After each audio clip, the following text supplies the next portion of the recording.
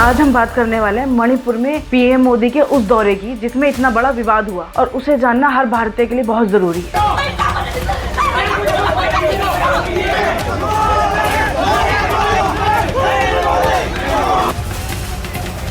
इस दौरे से पहले भाजपा के 43 पदाधिकारियों ने सामूहिक इस्तीफा दे दिया। ये कोई छोटी बात नहीं है। सड़कों पर प्रोटेस्ट और होर्डिंग्स तोड़े गए और आग लगाई गई। ये नाराजगी के साफ साफ संकेत थे कि जमीनी स्तर पर स्थिति मणिपुर में कितनी गंभीर है। पिछले 2.5 साल से मणिपुर जल रहा था। 260 से ज्यादा लोगों की मौत, 60,000 से ज्यादा लोग विस्थापित हुए और कैंपों में रहने के लिए मजबूर हुए।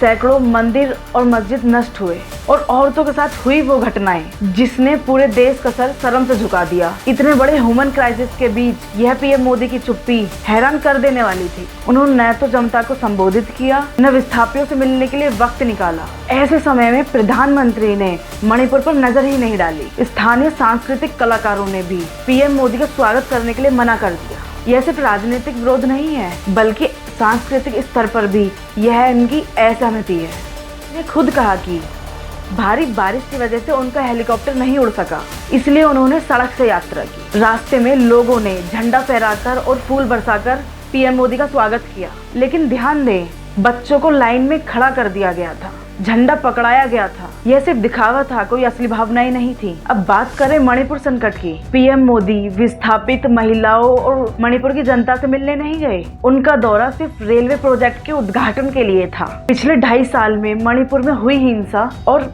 अराजकता के दौरान कोई सक्रिय कदम नहीं उठाया गया। राजनीतिक और प्रशासनिक असफलताएं भी साफ है। राष्ट्रपति शासन लागू नहीं हुआ और मुख्यमंत्री को बनाए रखा गया, जिस पर हिंसा भड़काने के आरोप थे। हथियारों की सप्लाई लगातार बढ़ती रही और हिंसा फैली रही। उनके उलट राहुल गांधी लगातार मणिपुर के दौरे पर रहे। उन्होंने लोगों से मुलाकात की, उनके आंसू पोंछे, भरोसा दिलाया। बल्कि प्रधानमंत्री विदेश दौरे पर थे और अपने देश के एक हिस्से में हुए संकट को नजरअंदाज करते रहे। मोदी जी ने सबसे ज्यादा विदेश दौरे किए, लेकिन देश के भीतर चल रही समस्याओं पर ही ध्यान नहीं दिया। भाषण लंबा और दिखावटी था, जनता के लिए कोई ठोस सुविधा और समाधान नहीं। तो दोस्तों, असलियत यही है। मणिपुर दौरा सिर्फ प्रचार, उद्घाटन और दिखावे तक सीमित था। और आप सच जानना चाहते हैं तो इसे सिर्फ देखें और समझें कि कहानी क्या है।